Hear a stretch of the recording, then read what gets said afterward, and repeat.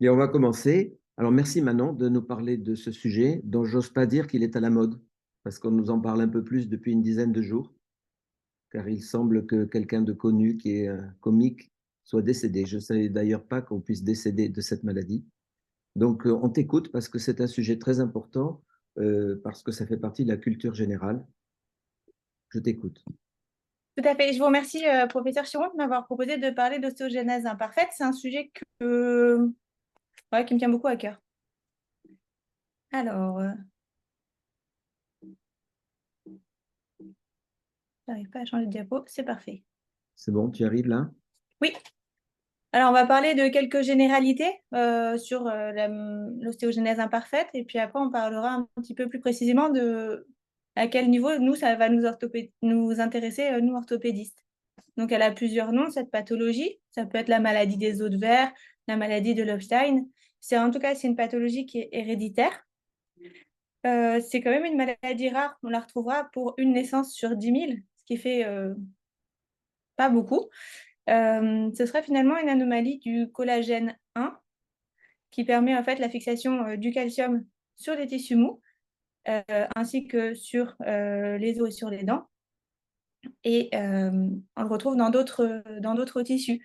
C'est pourquoi on n'aura pas simplement des problèmes au niveau osseux chez ces enfants, il y aura également des problèmes au niveau des dents, de la peau, des vaisseaux, des problèmes au niveau ORL. C'est une maladie qui va se présenter sous différentes formes. Donc il y aura des formes qui sont légères et des formes qui sont modérées et des formes qui sont très sévères. Il y a une classification qui s'appelle la classification de Silence. Elle est très détaillée. Je pense que c'est pas indispensable de la connaître parfaitement. Mais par contre, ce qui est intéressant, c'est de savoir que, par exemple, la forme 2, c'est la forme finalement qui va être létale, où les enfants font tellement de fractures in utero et à l'accouchement que c'est des formes complètement létales. Euh, la 3, la 3, ce sera la plus sévère, ce qu'on verra le plus souvent. Et, euh, et sinon, il y a d'autres formes, donc plus ou moins qui toucheront plus ou moins la taille, qui toucheront plus ou moins, qui auront un plus grand nombre de fractures ou pas, selon la classification. Mais pour moi, elle n'est pas indispensable à connaître. Il faut juste savoir qu'il y a différentes présentations cliniques. Qu'est-ce qu'on retrouvera donc dans l'ostéogenèse imparfaite? Donc, on aura des signes radiologiques déjà. On aura des os qui seront plutôt graciles, avec des incurvations au niveau diaphysaire, une ostéopénie, une densité minérale osseuse qui sera très basse. On pourra retrouver même dès la naissance des fractures diaphysaires, des arrachements métaphysaires, une platyspondylie. Alors, je ne saurais pas très bien vous montrer. Est-ce que vous voyez ma flèche? Oui, on voit très bien ta flèche. D'accord. En fait, je peux pas vous montrer parce que j'ai le. Je vais voir si je peux enlever ça. Oui, Voilà, voilà, c'est bon. ça Donc, marche. des platyspondylies, c'est en fait les vertèbres qui sont écrasées. C'est comme des tassements vertébraux, mais assez extrêmes que vous pouvez voir sur les radios, sur la radio de droite. Et on aura également les ovorniens. Je vous ai dit que ça touchait pas que les os, donc ça va toucher également la taille. On pourra avoir une taille complètement normale comme une très petite taille, euh, une peau plutôt fine qui va être transparente, des entorses qui sont très fréquentes parce qu'on aura une hyperlaxité ligamentaire et des ecchymoses très faciles. Pour soigner cette pathologie, il faudra bien sûr faire une prise en charge pluridisciplinaire. Donc ça nous concernera, nous, orthopédistes, mais aussi les kinés qui font de la rééducation, de la mise en place d'attelles.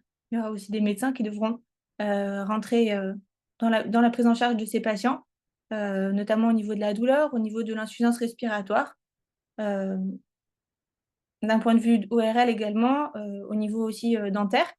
Et bien sûr, une prise en charge psychologique, parce que c'est une pathologie, vous l'avez compris, qui va être assez compliquée. On fera de la formation aussi des parents. Les parents, ils seront acteurs complètement dans la prise en charge. On leur apprendra à faire des attelles, par exemple, parce que quand il y a des fractures à la maison, le plus important, ce sera d'abord l'antalgie. Et donc, on apprendra aux parents à immobiliser la fracture avec ce qu'ils ont à la maison, par exemple du carton et des bandes, au moins pour venir à l'hôpital pour attendre une prise en charge par nos soins. Et c'est très important qu'il y ait du matériel bien adapté. Un exemple, là, sur la photo qui est à gauche, En fait, les os sont tellement fragiles qu'ils vont finir par se déformer s'il y a des contraintes dessus. Ici, avec une canne anglaise qui va s'arrêter au milieu de l'avant-bras, on va avoir une déformation progressive de l'avant-bras. Donc, il faudra avoir des gens qui sont bien spécialisés dans cette pathologie pour comprendre en fait que si on doit prendre un segment, on doit prendre le segment en entier. Donc, par exemple, l'avant-bras, il doit être pris en entier par la canne anglaise. Ici, on voit qu'avec l'hyperlaxité ligamentaire, on a des pieds plats valgus assez importants. Donc, on pourrait être amené également à mettre des orthèses au niveau des membres inférieurs. Il faut toujours bien réfléchir, il ne faut pas qu'elles soient trop lourdes. Il faut qu'elles montent suffisamment pour ne pas créer un point de faiblesse juste au-dessus des malléoles où on aura un risque de fracture supplémentaire. On utilisera beaucoup la balnéothérapie, les cadres de marche, les aides que ce soit antérieures, postérieures. Voilà. Pourquoi? Parce que notre but, ce serait de faire marcher ces enfants, parce que le fait de les faire marcher, ça va pouvoir leur permettre de se renforcer au niveau osseux. Donc, je vous ai dit qu'il y avait également la place des médecins. Moi, je travaille beaucoup avec les endocrinologues qui vont mettre en place des traitements par biphosphonate qui vont permettre de renforcer la densité osseuse et diminuer le nombre de fractures. Alors, il faut faire attention, il ne faut pas trop en donner et faut le faire de façon régulière. Si jamais ils ont trop de biphosphonate, ils risquent d'avoir une sorte d'ostéopétrose avec un os très rigide qui va finalement, au contraire de ce qui est voulu, qui va casser encore plus facilement. Ça peut entraîner, si jamais il y a des fractures en cours, des retards de consolidation, voire des pseudarthroses. On va dire quelques mots sur le rachis chez l'enfant avec une ostéogenèse imparfaite, même si pour ma part, je ne m'occupe pas du tout de la chirurgie du rachis. Donc, on en revient toujours à la fragilité osseuse avec le risque de platyspondylie. Ça va entraîner des anomalies de croissance. On va avoir des fractures vertébrales. Associé à cela, on aura la faiblesse musculaire plus une hyperlaxité. Et on peut avoir des résultats qui sont des rachis qui vont être très, très abîmés. Là, vous pouvez voir sur les radios. Donc, on a une déformation osseuse globale, en fait. On aura des patients avec des kyphoscolioses très, très, très, très marquées. Donc, ce sera surtout chez les OI qui sont sévères, donc les types 3 et les types 1. Les types 3, c'est les plus sévères qui sont viables. Ça risque d'entraîner un déséquilibre du tronc, mais aussi des douleurs, une insuffisance respiratoire, une taille encore plus petite et finalement une dysmorphie globale. Au niveau du rachis cervical, on aura aussi des signes de type protrusion basilaire, plus ou moins une lésion médulaire associée, plus ou moins un Arnold Chiari, plus ou moins une syringomélie associée. Alors là, c'est juste pour vous montrer que on a des atteintes qui sont très marquées au niveau du rachis, mais vous pouvez voir qu'on a quelques solutions quand même. Là, sur la platyspondylie, donc que vous pouvez voir sur les vertèbres, ici sur la radio de gauche, finalement, avec ce traitement, on arrive à retrouver une hauteur vertébrale qui sera plus satisfaisante, qui n'est pas parfaite, mais qui permet de diminuer progressivement la kyphose et de redonner des vertèbres d'aspect plus satisfaisant. Là, on aura une grosse kyphose qui est liée, pareil, à une platyspondylie. Et avec un traitement où on associe un corset plus des biphosphonates, on arrive à retrouver une kyphose thoracique qui est quasiment normale. En ce qui concerne les scolioses, on pourra faire un traitement par corset, mais que si la forme est très modérée. Sinon, on ira bien sûr jusqu'à l'arthrodèse vertébrale postérieure. On aura tendance à la faire plus précoce que chez les patients qui n'ont pas d'ostéogenèse imparfaite, parce que sinon, on aura des déformations qui seront bien trop sévères et on ne peut pas forcer pour les corriger en opératoire comme pour les autres patients, parce que sinon, on risque, avec le matériel, en fait, de fracturer l'os.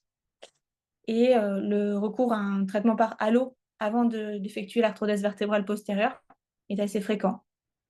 Les complications des scolioses, ça va être l'insuffisance respiratoire, parce qu'on a une grosse déformation au niveau du thorax et les limitations de la mobilité. Quelques particularités au niveau de l'anesthésie. En fait, c'est des patients qui sont très, très fragiles et donc il faudra faire 2 fois plus attention au moment de l'anesthésie et en fait, pendant toute l'opération, au moment du champage, au moment où on enlève les champs, à chaque fois qu'on mobilise le patient, parce qu'à chaque fois qu'on le mobilise, il y aura un risque de fracture. quand on le manipule, simplement pour faire la détertion, il y a aussi un risque de fracture si c'est quelqu'un qui n'a pas l'habitude et qui ne connaît pas bien cette pathologie, parce qu'une mise en torsion d'un membre, ça peut entraîner une fracture qui sera non voulue. Faire attention aussi aux membres qui sont cachés sous les champs, parce qu'un mauvais appui et c'est la fracture. Donc, c'est des patients qui ont un risque d'intubation difficile et qui ont des risques hémorragiques et des risques cardiopulmonaires qui sont plus marqués que chez un patient lambda. Voilà, ça c'était quelques mots sur les généralités de cette pathologie. Je vais vous parler de la partie qui m'intéresse le plus, ça va être l'enclouage des os longs dans cette maladie. Donc pourquoi on va faire un enclouage? Tout simplement parce que ces os, vous l'avez compris, ils sont fragiles et ils ont tendance à se déformer progressivement, euh, soit suite à plusieurs fractures, donc ça peut entraîner des cals vicieux, soit simplement du fait de la traction musculaire sur les os. Donc cette traction, les muscles vont être plus forts que l'os et l'os va progressivement se courber. Donc on aura eu des courbures assez classiques antéro-internes au niveau du tibia et antéro-externe au niveau du fémur. Et vous le comprendrez facilement, la courbure, ça va augmenter le risque de fracture et la fracture, ça augmente le risque de courbure. Donc c'est un cercle vicieux et c'est très difficile de s'en sortir. Donc ce risque de fracture, je vous l'ai dit, il est amélioré par le traitement par les biphosphonates, où il y a une diminution des douleurs parce que les patients ont tendance à se faire aussi plein de micro-fractures qui ne vont pas forcément déformer l'os, mais qui vont entraîner des grosses douleurs. Mais voilà, les biphosphonates, ce n'est pas complètement magique et ça ne diminue pas tout. Donc là, vous avez l'exemple d'une petite patiente qui a déjà une grosse déformation. Vous voyez que c'est un bébé, hein. Là, je dirais qu'elle a peut-être 1 an. Vous voyez qu'elle a déjà une grosse déformation au niveau des tibias. Elle ne se tient même pas encore debout. Mais voilà, déjà une déformation au niveau du membre inférieur droit et le membre inférieur gauche, là, il est cassé, immobilisé. Et là, c'est la même patiente avec sa fracture qui est consolidée, mais avec un gros cal vicieux. Donc, les patients avec une ostéogenèse imparfaite, ils ont les mêmes délais de consolidation osseuse que les autres. Ils ne sont pas plus à risque de pseudarthrose. Ils consolident bien. Il faut éviter de les laisser immobiliser trop longtemps parce qu'on a un risque d'ostéoporose qui va se surajouter avec des immobilisations au niveau du membre inférieur. Et en plus, on va avoir une faiblesse musculaire. Chez ces patients, le capital musculaire autour de l'os est très important parce que ça va nous aider à diminuer le nombre de fractures et à renforcer finalement tout le membre. Et donc le fait de rester immobilisé, ça va faire diminuer les muscles et ça va entraîner encore plus une faiblesse à l'ablation du plâtre. Voilà, donc là on repart dans le cercle vicieux. La fracture, ça va faire la courbure et l'immobilisation, ça va augmenter l'ostéoporose qui augmente la fragilité osseuse, qui nous fait un risque de fracture majorée. Donc, pour sortir de ce cercle vicieux, on aura l'enclouage. L'enclouage, ça va nous servir à plusieurs choses. Ça pourra nous permettre de traiter la déformation, mais ça pourra également nous permettre de prévenir la fracture ou simplement de traiter la fracture. Ces patients, une fois qu'ils auront été encloués au niveau des membres inférieurs, ils pourront se mettre debout. Ça va améliorer. Donc, la mise en charge va améliorer la qualité de l'os et la trophicité musculaire et aussi le fonctionnement des cartilages de croissance. Donc, finalement, il n'y a que du bénéfice par rapport à ce traitement. À quel moment il faut réaliser l'enclouage? Ça, c'est assez compliqué parce que avant l'âge de la marche, les os sont vraiment petits. On a dit que déjà dans cette pathologie, ils sont graciles. Avant 2 ans, on a déjà des os qui sont petits de façon physiologique, donc ils sont encore plus petits dans l'ostéogenèse imparfaite. Donc ça devient assez dur de les enclouer. Et on aura un canal centrovésiculaire qui sera très fin, donc ça rend les choses encore plus compliquées. Pour l'acquisition de la marche, on essaiera de favoriser la mise en place plutôt de tuteurs externes, d'orthèses cruropédieux si jamais il n'y a pas trop de déformation. Et à l'âge de la marche, on dira à partir de 1 an et demi, 2 ans, on pourra réaliser l'opération. Donc soit un embrochage, soit un enclouage. Je vais vous montrer plusieurs exemples. Et ça permet de protéger de façon temporaire l'os. Donc il faut bien sûr que la protection, elle se fasse d'un bout à l'autre de l'os. Si jamais on laisse une zone qui n'est pas protégée par le matériel, ça nous fait un risque de fracture dans cette zone. Et bien sûr, comme on le fait quand les patients sont très jeunes, il faut d'ores et déjà prévenir les parents que ce matériel il sera changé au fur et à mesure de la croissance ou des complications, parce que c'est du matériel qui est très fragile. Donc, à partir de 2-3 ans, le diamètre osseux il est suffisant. L'enfant, de toute façon, spontanément, il va chercher à se mettre debout, il va chercher à marcher. Et c'est là où on va avoir des nombres de fractures très, très fréquents et on sera obligé d'intervenir. Il y a différents types d'organisation. Donc, on peut faire le fémur, le tibia. On peut faire les deux en même temps. Quand il faut faire les deux membres inférieurs, ça dépend des équipes. Moi, j'aime bien faire un côté et laisser un petit peu de répit à l'enfant pour qu'il se remette, qu'il retravaille un petit peu en kiné, qu'il fasse du renforcement musculaire et après faire le deuxième côté plusieurs mois après. Donc, ce sera bien sûr aussi en fonction de la scolarité de l'enfant, parce que c'est des enfants qui ont déjà beaucoup de soins, donc il faut essayer d'entraver le moins possible la scolarité. Et aussi, c'est selon les fractures. Par exemple, un enfant qui se fracture, on va essayer de profiter de le prendre en charge assez rapidement après la fracture, pour traiter la fracture par un enclouage. Et en même temps, comme ça lui fera un seul plâtre. Et vous avez compris que le nombre de plâtres, c'était mieux d'avoir moins de plâtres chez ces enfants. Qu'est-ce qui se passe après la puberté? Alors déjà, après la puberté, il y a une diminution du risque fracturaire. Et donc, jusqu'à la puberté, il faut qu'on prenne en compte la croissance. Donc, on sera obligé de mettre en place des clous télescopiques. Après la puberté, il n'y a plus de croissance au niveau des membres. Donc, on pourra simplement mettre des broches centromédulaires, à type comme des ECMES, mais qui vont d'un bout à l'autre de l'os. On ne mettra pas de clous comme on retrouve pour la traumatologie chez les adultes, car ils sont trop rigides et l'os risque de se fragiliser tout autour. Donc, je vais vous raconter un petit peu l'histoire de ces clous télescopiques. Ça a commencé en 1959 avec cette technique de fragmentation, réalignement et enclouage, un petit peu comme sur le dessin en fait, que je vous ai mis juste à côté. On va fragmenter l'os, faire des petits morceaux, faire des petites perles et après les réenfiler sur le clou pour le réaligner. Et ensuite, plusieurs personnes ont repris cette idée et ont essayé de développer du matériel adapté pour ça, tout en permettant à l'enfant de grandir. Donc, il reste encore, je dirais, deux clous, deux techniques qui sont le plus utilisées en France, en tout cas. Il y aura le clou de Dubos et Bellay. C'est un clou donc avec une partie qui va être creuse ici et une partie pleine qui se glissera à l'intérieur. Et l'une pourra coulisser dans l'autre. Le deuxième, ce sera le clou de fascier Duval et je vous le montrerai dans quelques instants. Donc, le principe de ce clou, ce sera vraiment de protéger d'un bout à l'autre le segment osseux, vraiment d'une épiphyse à l'autre. Si jamais le clou se déplace et qu'il laisse un vide dessous, il y a un risque de fracture. Donc, c'est tout le contraire d'une ostéosynthèse segmentaire ou d'une ostéosynthèse par plaque et vis. Ici, par exemple, ça, c'est un patient qui a eu une ostéosynthèse par plaque et vis. On voit que le matériel s'est complètement arraché parce que l'os n'a pas tenu et on a la déformation qui est revenue. Donc, il ne faut vraiment pas faire du montage segmentaire comme ça. Il faut toujours aller d'un bout à l'autre de l'os. Donc, un exemple. Ici, vous avez un clou de fascier Duval.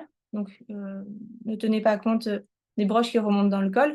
Vous voyez, la partie mâle, c'est la partie qui dépasse en haut et qui vient se fixer dans l'épiphyse distale avec un filetage dans l'épiphyse simplement.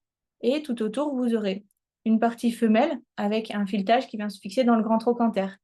Et vous voyez que d'une radio à l'autre, on a une augmentation de la distance entre l'épiphyse distale et la partie femelle, parce que le patient a grandi. Et donc, on voit que le clou a bien coulissé. Et la partie femelle la partie mâle, pardon, qui dépassait un peu en proximal, c'est complètement enfoncé. Donc là, on était satisfait. On a vu que ce clou a bien fonctionné. Donc, différentes techniques, je vous l'ai dit. On a le clou de Dubois et Bellay, on a le clou de fascier Duval. Et on peut également faire un embrochage télescopique centromédulaire, soit parce que les os sont trop fins pour pouvoir mettre un clou.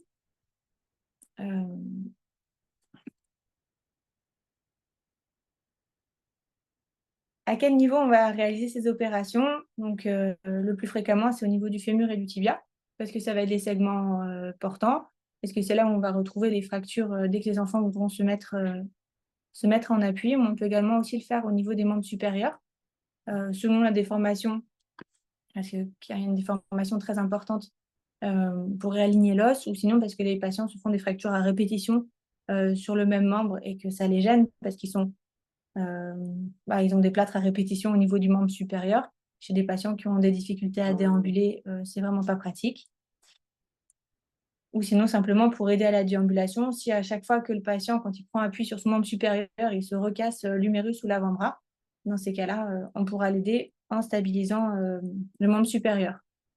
Au niveau de l'humérus, on pourra faire soit un embrochage télescopique, soit un clou. Et au niveau de l'avant-bras, ce sera forcément un embrochage. On mettra une broche dans chaque os. Donc ici, un exemple où il y a eu un embrochage sur les deux fémurs et sur les deux tibias. Donc vous voyez que les broches, donc c'est pas un embrochage, c'est pas finalement comme un ECMES en traumatologie pédiatrique, parce qu'on va rentrer une broche en rétrograde et une broche en antérograde. Et ces broches vont être bien recourbées pour se fixer à chaque fois dans l'épiphyse pour éviter qu'elles migrent. Voilà. Et quand elles auront coulissé et qu'il n'y aura plus que 30% de superposition, il faut changer les broches, parce que sinon on aura une rigidité qui sera plus suffisante pour protéger des fractures. Donc là, vous voyez que avec le principe de la croissance, toute la portion superposée des broches a diminué. Et donc là, il faut absolument changer les broches, parce que sinon, on va avoir un risque fracturaire. D'ailleurs, vous pouvez voir que le fémur, il a recommencé à se déformer un petit peu, parce qu'il est plus suffisamment protégé. Et je pense que la broche ici, elle a commencé à sortir. On est même peut-être un petit peu tard pour les changer du coup. Donc un exemple, Gabriel, 6 ans, qui a une ostéogenèse imparfaite modérée, mais il est né avec une incurvation fémorale bilatérale. Il n'a jamais eu de fracture jusqu'à présent, mais sur une chute à l'école, il a eu une fracture diaphysaire de son fémur droit.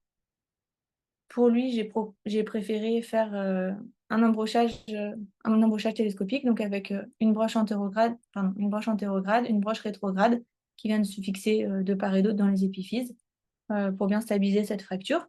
Et ces broches, il pourra les garder et grandir avec jusqu'à ce que la superposition des broches soit trop courte. Et à ce moment-là, je les changerai. Là, on a un petit exemple sur une erreur technique. Donc la broche ici n'a pas été suffisamment recourbée pour se maintenir au niveau du condyle médial. Et vous voyez que finalement, avec la force de la croissance, elle s'est complètement enfoncée dans l'os. Et celle-là, elle sera très difficile à changer. On va parler maintenant d'enclouage. Vous voyez, ça c'est une courbure assez typique au niveau du fémur droit qu'on retrouvera chez les ostéogenèses imparfaites. Et donc, vous voyez, un clou, ça c'est un clou du Dubois-Hébélé, c'est un clou qui va se rentrer en fait en rétrograde, qui se rentre par le genou. Ces clous-là, ils ont connu une évolution, mais ils peuvent toujours se mettre en rétrograde.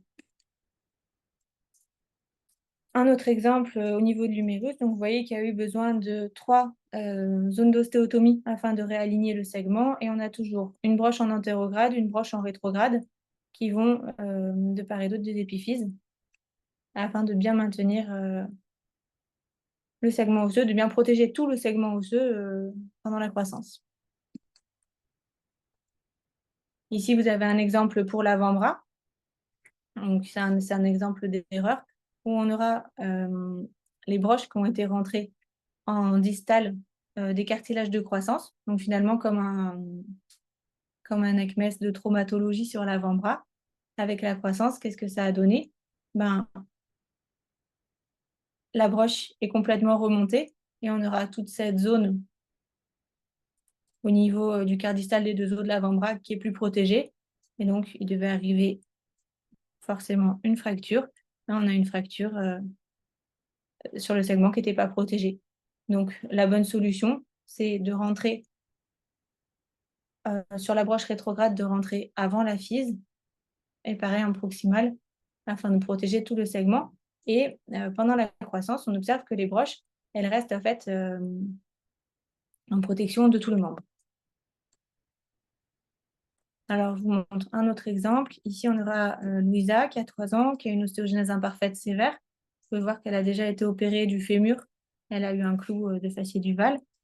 Et elle a présenté une première fracture sur une courbure antérolatérale du tibia. Et en fait, à chaque fois qu'elle s'est remise en charge sur cette courbure, à chaque fois, il y a eu une refracture dans les semaines qui suivaient du fait de la courbure.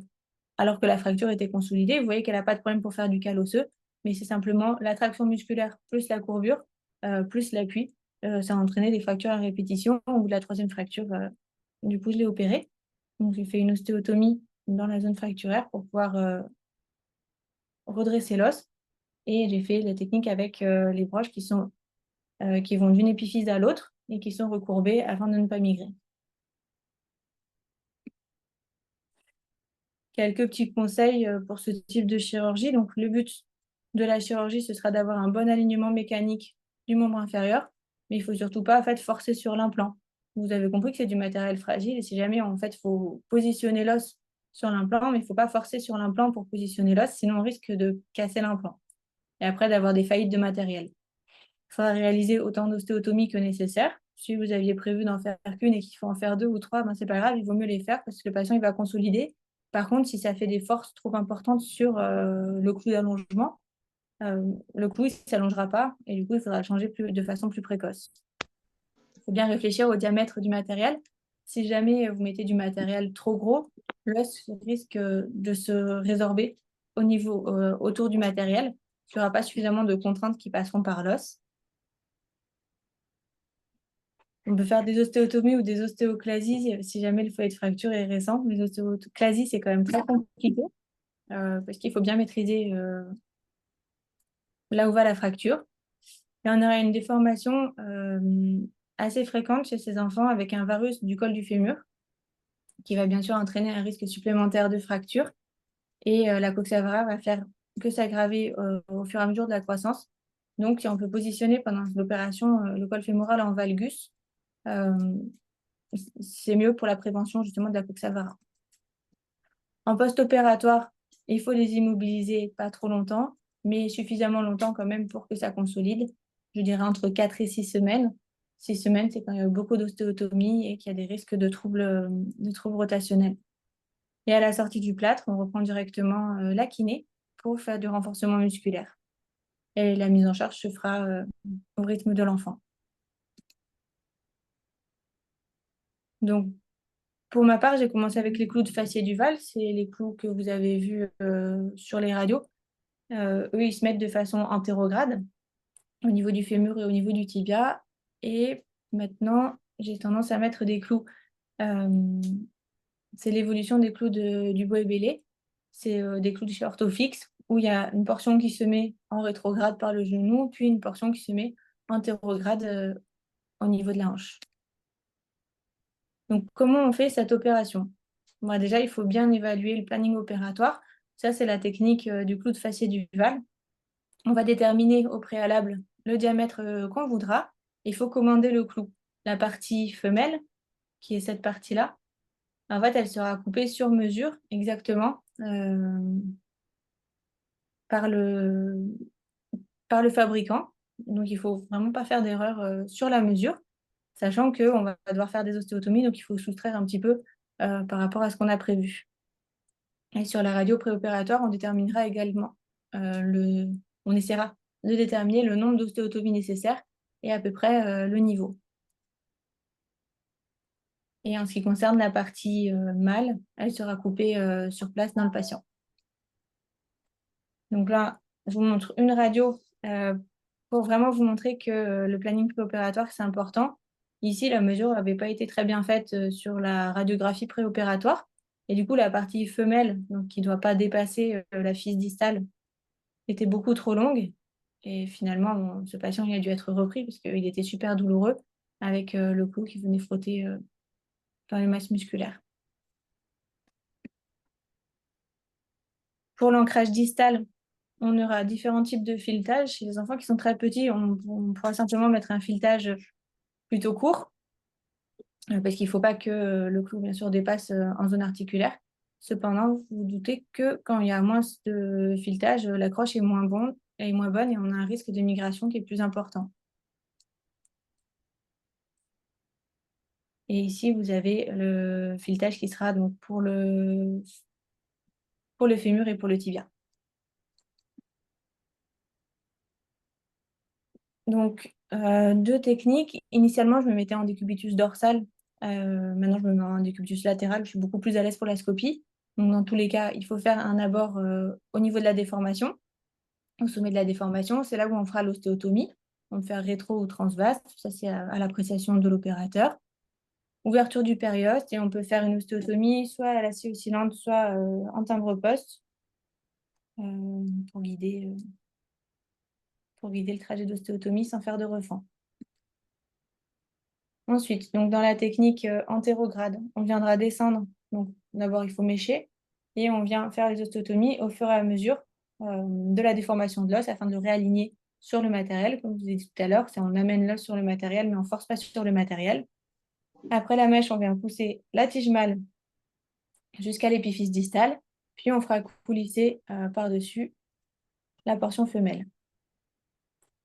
Donc, vous voyez ici que la tige mâle est dans l'épiphyse.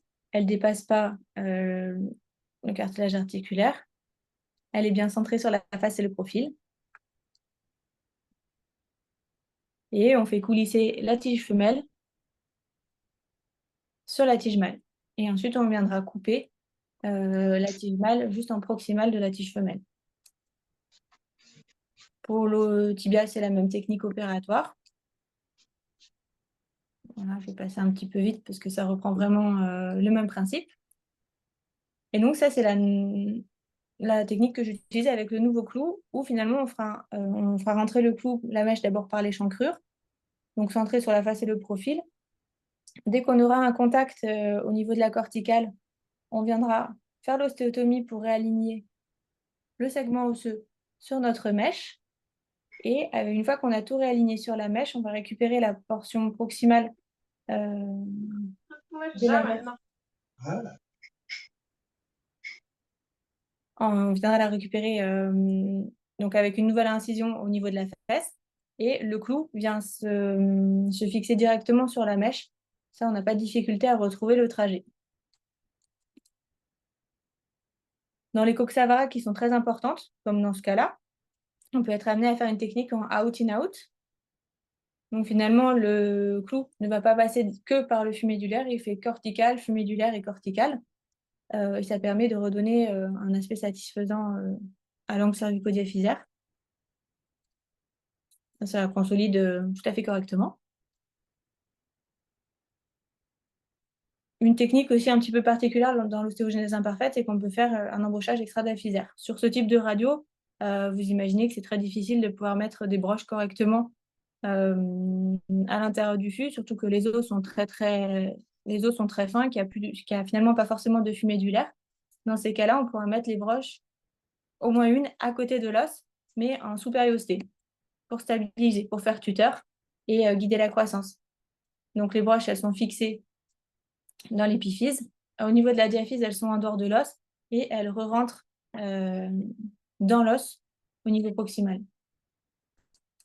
Donc un petit exemple comme ça, on ouvre le périoste, on positionne les broches et on referme le périoste par-dessus les broches. Voilà, quelques complications. Je vous ai dit que c'était du matériel fragile, donc il y a toujours un risque de complications. Le matériel peut migrer. Donc ici, on voit qu'avec la croissance, au lieu de s'allonger, finalement, la partie distale du clou, la partie mâle, elle n'est pas restée bloquée dans l'épiphyse distale, elle est progressivement remontée avec le clou. Pareil sur ce tibia et sur le fémur droit, je pense qu'elle commence à migrer. Qu'est-ce que ça fait? Finalement, tout ce segment en distal du clou n'est plus protégé. Donc, il y aura un risque de fracture qui sera plus marqué. D'ailleurs, on peut observer que le fémur a recommencé à se déformer sous le clou. Le matériel peut aussi se démonter. Ici, c'était un clou, donc un clou antérograde, avec la partie mâle et la partie femelle, sauf que le clou n'a pas été changé suffisamment tôt. Et donc, vous voyez que la partie mâle a fini par sortir de la partie femelle. Et donc, on a une grosse zone de fragilité. Bon, c'est sûr qu'il va y avoir, je pense qu'il y a déjà un petit trait de fracture là qui commence. Un autre exemple de démontage. Ici, on a la partie femelle qui s'est complètement désadaptée de sa fixation distale des deux côtés. Ça, c'est des anciens clous qui ont été améliorés et qu'on pose plus actuellement. On retrouvera également des fractures sur les clous, mais qui sont quand même moins fréquentes que sans les clous. Il y a un risque de déformation, un risque de migration du matériel. On peut avoir une faillite du matériel à type de défaut d'élongation, une épiphysiodèse, parce qu'on traverse le cartilage de croissance, des infections évidemment, une résorption de l'os autour du clou si jamais le clou est trop gros, et on peut abîmer le cartilage articulaire si on a tendance à pousser un peu trop le matériel. Je vais maintenant vous montrer quelques exemples. Donc ici, on a une fille de 4 ans qui a une ostéogenèse imparfaite de type 3, donc sévère. Vous observez qu'elle a une déformation au niveau, alors fémur gauche très marqué, les deux tibias, et le tibia droit et le fémur droit, bon, ça commence dans le plan frontal, dans le plan sagittal, il reste encore axé. Donc au bloc opératoire, on a fait d'abord un côté avec un clou de fascier duval fémur tibia du côté droit, puis plusieurs mois après, clou de fascier duval du côté gauche. Là, on peut observer qu'il y a une bonne, par rapport à ces radios post-opératoires où on voyait la partie mâle qui dépassait de la partie proximale du clou. On observe qu'il y a un bon allongement puisque finalement la partie distale reste dans l'épiphyse distale et on voit une disparition de la partie mâle en proximale. Elle a des os qui sont maintenant bien axés et elle est contente. Elle va pouvoir se mettre en charge progressivement. Un autre exemple, une jeune fille de 2 ans qui a une ostéogenèse imparfaite de type 4, qui est sévère. Là, on observe simplement une incurvation au niveau du fémur gauche, puis une fracture qui n'est pas très déplacée, qu'on a décidé de traiter orthopédiquement. À 1 mois, la fracture, elle s'est finalement déplacée dans le plâtre. On décide simplement d'attendre un peu le remodelage. À 6 mois, le remodelage c'est pas fait correctement du fait des tractions musculaires. Mais elle ne s'est pas encore recassée. On continue de surveiller. Et finalement, 2 mois plus tard, elle se refracture, mais pas du tout dans le calvicieux, juste en distalité. Là, on décide de l'opérer. Donc, on va lui mettre un clou de fascier duval qui protège bien tout le segment osseux. J'ai été obligée de faire 2 ostéotomies, donc une dans la fracture récente et une dans la fracture ancienne pour réaligner sur la face et sur le profil. Et donc, on voit bien que la partie mâle va jusqu'au niveau de l'épiphyse distale et la partie proximale s'arrête dans le ventre pantère. Les ostéotomies sont maintenant consolidées et la petite elle a pu se remettre en charge. Un autre exemple, donc là, c'est une fille de 9 ans qui a une ostéogenèse imparfaite qui est très sévère, qui est non marchante. Donc, elle avait déjà eu des clous de fascier duval au niveau des quatre longs des membres inférieurs. Et donc elle est non marchante, elle reste tout le temps assise en tailleur.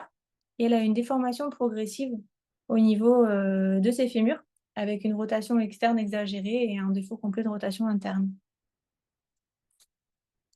Et en plus, on a une déformation des fémurs dans le plan frontal en varus. Donc, on a décidé de faire une reprise. Ça, c'est une technique qui est développée à l'hôpital de Necker et donc que j'ai réalisée avec un des chirurgiens de Necker, où j'ai fait donc une ablation du clou qui était en place, mis un clou rétrograde de chez Orthofix. Et en plus, j'ai réalisé une greffe osseuse avec des baguettes corticales afin de stabiliser, de stabiliser la rotation. Donc, j'ai remis de la rotation interne et j'ai stabilisé ça avec des baguettes corticales et j'ai mis des liens autour pour stabiliser les baguettes autour du fémur. Ça va permettre d'augmenter le diamètre osseux, donc de maintenir la rotation et également d'augmenter le diamètre osseux sur ces os qui sont très, très, très, très grêles. Voilà. Je vous remercie, c'était tout pour les exemples.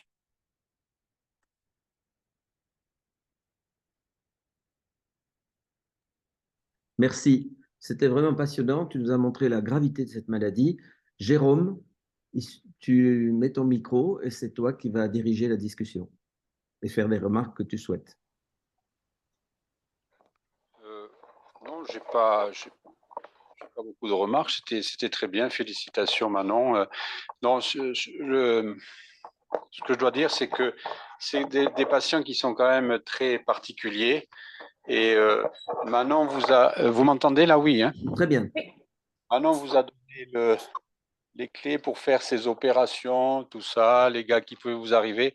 Mais sincèrement, je pense que c'est des interventions, une prise en charge qui doit être réservée à des équipes spécialisées chez ces patients. C'est des équipes pluridisciplinaires et n'allez pas vous amuser dans votre coin un week-end de garde à traiter une ostéogenèse imparfaite qui vient de se fracturer. Je pense que ce serait pas bien.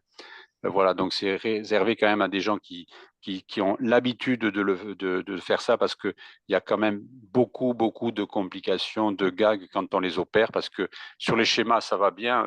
La broche, elle avance facilement, mais en réalité, sur ces os qui sont très fragiles, la corticale, on la sent pas, on fait des fausses routes sans arrêt, c'est très compliqué. Voilà, c'est pour ça que nous, dans le service, en fait, on a souhaité qu'il y ait surtout un des chirurgiens, bon, nous, on peut en prendre en charge, mais surtout un des chirurgiens qui soit spécialisé dans cette prise en charge. C'est Manon qui s'en occupe, qui le fait très bien. Et ça permet aussi d'avoir un suivi. Les patients, ils savent qu'ils peuvent venir à tout moment, qu'ils seront pris en charge par quelqu'un qui les connaît, parce que là aussi, c'est des patients qu'on va suivre pendant une quinzaine ou une vingtaine d'années. Et donc, c'est bien qu'ils aient un chirurgien référent, qu'ils connaissent bien, qu'ils connaissent la pathologie, en qui ils aient confiance. Voilà le premier point que je voulais souligner. Après, Manon, juste une question. Les bisphosphonates, donc ils en ont régulièrement, on est d'accord, mais à quel moment est-ce qu'il faut les arrêter? Ou est-ce qu'il faut les arrêter quand on fait ces interventions d'ostéotomie? Et quand est-ce qu'on peut les reprendre? Alors, bien sûr, il faut les arrêter avant l'opération. Enfin, en fait, ça risque de retarder la consolidation des ostéotomies ou quand ils ont des fractures en dehors de toute opération. Tant qu'ils ont des fractures qui ne sont pas consolidées, j'arrête le traitement par biphosphonate. Mais pour ça, les endocrinologues avec qui on travaille ont très bien compris et dès qu'ils ont un doute sur une radio ou la moindre interrogation, enfin, ils m'appellent et je leur donne le feu vert ou pas pour continuer le traitement. Et est-ce qu'il y a des recommandations? Est-ce qu'il faut les arrêter 3 mois avant? Est-ce que, enfin, il y a des recommandations ou c'est... Je crois que ça dépend des équipes, ça. OK. Bon, ben, maintenant, on va ouvrir la discussion à l'auditoire. Est-ce que vous avez des questions à poser à Manon, des remarques à faire? Alors moi, j'ai une question. Un enfant qui vient aux urgences avec plusieurs fractures, ça peut être un enfant battu. Comment on peut faire la différence? Alors, pour ça, on fait tous les... Enfin, ça, c'est pas trop notre partie, hein. C'est plutôt la partie justement de la partie médicale, pas forcément la partie chirurgicale. En premier, on essaye de dédouaner la maltraitance en faisant des examens paracliniques et on reconnaîtra si on a les signes d'une ostéogenèse imparfaite ou pas. C'est-à-dire, quels examens paracliniques il faut faire pour reconnaître une ostéogenèse imparfaite? Alors, il y aura notamment des radios du crâne, un holosquelette. Et par rapport à la maltraitance, on fera également un scanner du crâne, on fera un fond d'œil. D'accord. On peut avoir un doute quand même. Après, il y a quand même des localisations de fractures. Les fractures métaphysaires, elles sont plus rares dans l'ostéogenèse imparfaite. Non, c'est plutôt des fractures diaphysaires. Donc, en fonction du type de fracture, de la localisation, On des peut y penser. à différents intervalles. C'est tout ça, en fait. Il faut faire cette analyse-là. Mais c'est aussi la localisation des fractures. Mais parfois, c'est difficile, notamment dans les ostéogenèses imparfaites, je crois, de type 1, qui sont un petit peu plus bénignes. Donc, ça, c'est à voir. Après, il y a un examen global de l'enfant. Mais c'est vrai que souvent, on le fait parce que le diagnostic déjà est fait d'ostéogenèse imparfaite, mais parfois, c'est un petit peu compliqué et on a des interrogations et parfois, c'est très difficile de trancher, effectivement. C'est dur d'accuser des parents qui ont un enfant malade en plus de maltraitance. J'ai une deuxième question d'ordre général. Autosomique dominant, ça veut dire 50% de chance d'avoir un enfant malade. si un des parents est normal et l'autre a la maladie. Quel est le conseil génétique et qui fait ça? C'est-à-dire, on leur conseille de ne plus avoir d'enfants, on leur conseille de ne plus l'avoir avec celui qui porte la tare. Comment ça marche? Alors, moi, je dirais pas 50% de chance, déjà, je dirais 50% de risque. Oui, d'accord. Et alors, cette partie-là, c'est plutôt, encore une fois, les endocrinologues qui s'en occupent, mais on ne conseille pas aux gens de ne plus avoir d'enfants. Enfin, C'est une maladie terrible. c'est une maladie terrible, mais alors, on ne conseille pas aux gens de ne plus avoir d'enfants. Non. Bon. Non, mais il faut les informer des risques, connaissent la maladie puisqu'ils l'ont déjà, et puis après, c'est à eux de voir. À eux de voir. Manon, je sais que tu suis des familles d'ostéogenèse imparfaite, donc ils ont quand même ils ont des enfants. Hein. Ils sont bien au courant des risques, des traitements et Ils y vont quand même. Tout à fait. Et après, il y a un suivi rapproché aussi. Il y a une information qui est donnée. Si jamais c'est une forme 2, on prévient les parents qu'il n'y aura pas forcément si jamais il y a un nombre de fractures in utero qui est très, très important, on prévient les parents qu'il n'y aura pas forcément d'acharnement thérapeutique à la naissance et qu'il n'y aura pas de réanimation mise en place. D'accord. Mais Il y a oui, des il y questions a un écrites. suivi précis. Moi, j'en ai une autre là. Toutes ces broches et ces clous télescopiques que tu mets passent par le cartilage de croissance. Ça ne peut pas créer une épiphysiodèse, une égalité de longueur des membres inférieurs? Si, tout à fait, c'est un risque, mais la portion qui passe à travers le cartilage de croissance, elle est petite. Et ensuite, en général, le clou, il est censé rester au travers du cartilage de croissance. Tant que le trou effectué dans le cartilage de croissance, il est comblé par du matériel, il n'y a pas de risque d'épiphysiodèse parce que le pont osseux ne peut pas se créer s'il y a du matériel à la place. D'accord. Mais si jamais le matériel migre, par contre, en effet, il y a un risque d'épiphysiodèse. Alors, dans les questions par écrit, on écrit sur la réduction du tibia courbe, il n'y a d'ostéotomie du tibia, mais pas du péroné. Est-ce qu'il faut faire une ostéotomie du péroné associé ou ce n'est pas la peine? Là, ce n'était pas une grosse correction, du coup, ce n'était pas nécessaire. Autre question, est-ce qu'on peut se fier au sclérotique bleu pour faire le diagnostic? C'est-à-dire, est-ce que c'est un signe constant? Ce n'est pas constant dans toutes les formes. Il y a d'autres maladies qui donnent les sclérotiques bleus? Non, c'est spécial quand même. Mais il y a des formes d'ostéogenèse imparfaite qui ne donnent pas les sclérotiques bleus. Oui, donc on ne peut pas se fier à ça. Non. D'autres questions? Je vous rappelle qu'il suffit d'ouvrir le micro et de parler. Allez-y, vous avez des spécialistes là et ce n'est pas tous les jours que l'on peut parler de cette maladie.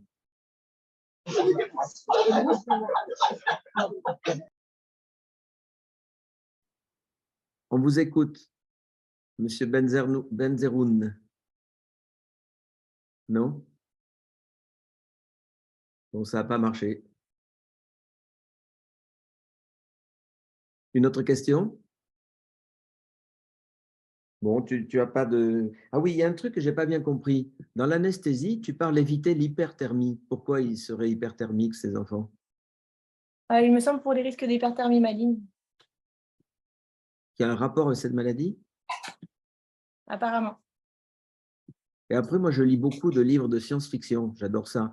Est-ce que tu penses qu'un exosquelette sera la solution? Parce qu'il y en a maintenant, pas simplement à l'armée, on en donne, par exemple, chez les gens qui sont déménageurs pour les aider. Et ça permettrait de leur permettre d'avoir un travail plus puissant sans se casser. Peut-être pas chez l'enfant, mais chez l'adulte. Alors, Question pour un peu remplacer les spéciale. clous, vous voulez dire? Non, exosquelette, c'est-à-dire tu as un système d'armature métallique autour des membres supérieurs, voire inférieurs, avec des moteurs électriques commandés par des électrodes posées sur les muscles qui te donnent plus de force et te permettent de bouger. Ce sera une solution pour les paraplégiques bientôt. Bah non, parce que justement, les patients, il faut qu'ils fassent fonctionner eux-mêmes leurs muscles. Oui, oui, mais là, c'est eux-mêmes, ce sera leurs muscles. Il faut que tu regardes des films où les gens sont tout bleus, là. Avatar. C'est ça, ça existe maintenant.